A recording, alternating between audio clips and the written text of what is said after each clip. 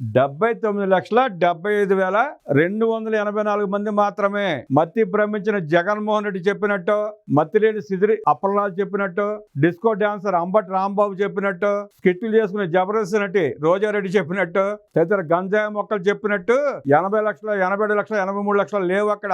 ఆ 79,70,000 నుంచి 67,30,000 సుమారుగా కూటమి ప్రభుత్వం చంద్రబాబు నాయుడు గారు తల్లికి వందనం కింద ఇచ్చిన సంఖ్య 67,27,300 మంది. వాస్తవంగా రాష్ట్రంలో చదువుకున్న పిల్లలు 79,70,000 చిల్లర. కొన్ని 80 లక్షలు వేసుకోండి, 67 లక్షలు వేసుకోండి, సుమారుగా 12,50,000 మంది తేడా ఉంది. అంటే రాష్ట్రంలో ఆ 12,50,000 మంది కూడా ధనికులు లేరా? వాళ్ళకు కూడా తల్లికి వందనం ఇవ్వాలా? నువ్వు ఇచ్చావా? జగన్ రెడ్డి ఇచ్చాడా? మీరు ఎందుకు ఇవ్వలేదు అందరికి? మీరు 42 లక్షల మందికి మాత్రం ఎందుకు ఇచ్చారు అమ్మఒడి కింద? మీరు చెప్పే లెక్క ప్రకారం ఇంకా 45 లక్షల మందికి ఎందుకు ఇవ్వలేదు సిదిరి అప్పలరాజు?